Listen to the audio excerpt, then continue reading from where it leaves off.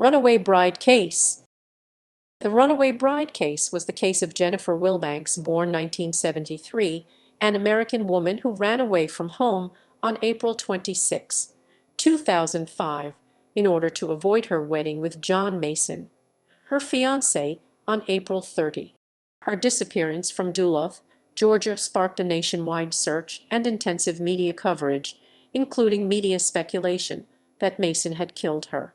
On April 29, Wilbanks called Mason from Albuquerque, New Mexico, and falsely claimed that she had been kidnapped and sexually assaulted by a Hispanic man and a white woman. Jennifer Wilbanks gained notoriety in the United States and internationally, and her story persisted as a major topic of national news coverage for some time after she was found unharmed. Many critics of the mass media attacked the coverage as a media circus. Howard Kurtz, an influential media critic for The Washington Post and CNN TV and Fox News, wrote that the runaway bride had become a runaway television embarrassment, comparing the story to a TV soap opera. Wilbanks repeated the false claims that fell apart under FBI interrogation, resulting in a felony indictment of providing false information to law enforcement, a charge that could have resulted in up to 5 years of imprisonment.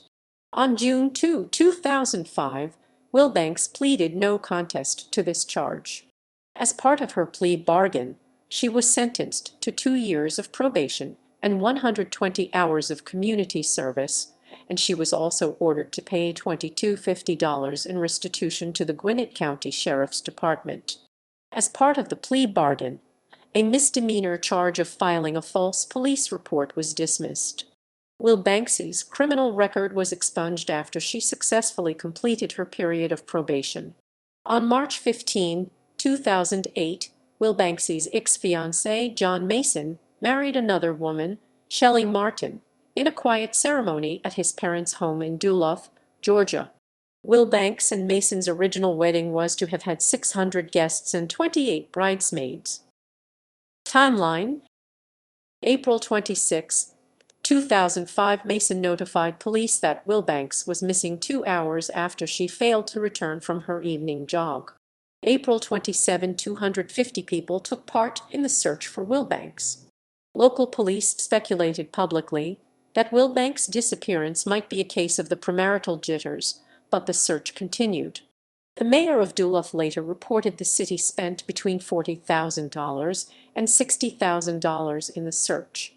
April 27, police received numerous pieces of evidence that later turned out to be false leads, including large clumps of dark brown hair in an area next to a retention pond, a variety of clothing, and purported murder weapons. April 28, Major Donald L. Woodruff of the City of Duluth's police department announced that because there were no other explanations, Wilbanks' disappearance was being handled as a criminal investigation. The FBI and the Georgia Bureau of Investigation were now involved in the case.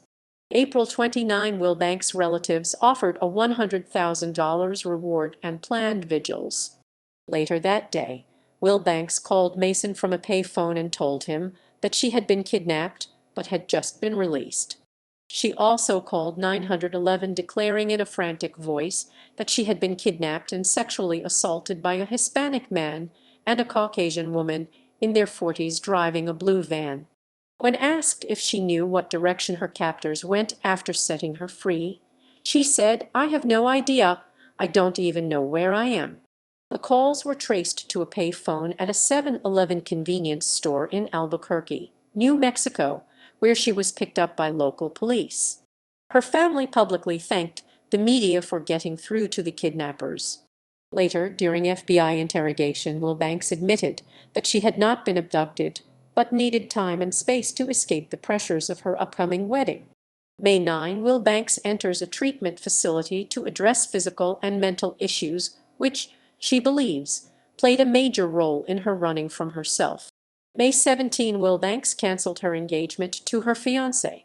May 25, Wilbanks was charged with making false statements. May 31, Wilbanks reached an agreement with the city of Duluth to repay more than $13,000 in costs incurred by the city in their search. October 10, 2006, Wilbanks filed a lawsuit against her ex-fiancé for $500,000, claiming it is her share of a home the ex-fiancé purchased, with the proceeds to a book deal he negotiated for them when she was medicated, plus punitive damages. Her ex-fiancé Mason countersued. December 2006, both parties dropped their respective lawsuits. Aftermath and lawsuit. On May 22, 2006, People magazine reported that Wilbanks and Mason had officially called off their engagement. According to the BBC, Jennifer Wilbanks sold the media rights to her story to a New York City company for $500,000. Wilbanks did not offer to repay the whole cost of the search for her, which totaled almost $43,000. In September 2006, Wilbanks filed a lawsuit against her ex-fiancé, claiming that while she was hospitalized and under medication, she granted Mason power of attorney to negotiate the sale of the couple's story to a publisher in New York. According to her, Mason negotiated a deal for $500,000 and then used the money to buy a house, in his name only, from which he later evicted Wilbanks. She claimed $250,000 as her share of the house, and another $250,000 in punitive damages. Mason countersued, claiming emotional distress from being left at the altar. In December 2006, both of the parties dropped their respective lawsuits. In June 2010, Wilbanks announced via Facebook that she had been dating twice-divorced landscaper Greg Hudson since early in 2009. Impact of the events.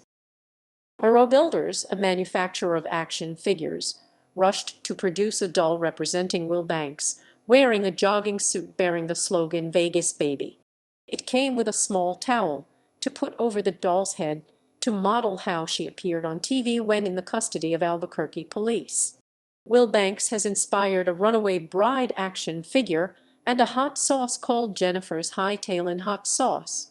An auction on eBay of a slice of toast carved with a likeness of Wilbanks closed with a winning bid of $15,400. Nearly 2 years after Wilbanks ran away, the incident was used by the Albuquerque Police Department as a means of attracting new recruits to the police force. The police department used the image of a bride in a white wedding dress and veil being apprehended by police officer Trish Hoffman, posted on a billboard with the advertisement reading "Running away from your current job, call APD Recruiting," followed by the police department's telephone number. Hoffman was the officer who was pictured in the media leading Wilbanks through Albuquerque International Sunport after being taken into custody. The police department's reasoning for using the image was the fact that many people would recognize the reference to the incident and that people still talked about the incident. A musical play based on the story of Jennifer Wilbanks opened on March 13, 2008 at the Red Clay Theater in Duluth, Georgia. A photo of Wilbanks appears in the trailer of the 2008 movie about professional poker, The Grand, as one of the many women Woody Harrelson's character has been married to in the past. Wilbanks' case is frequently used as an example in both scholarly and popular articles and books. In 2012, Psychology Today wrote an article about cold feet that cited Wilbanks as an example.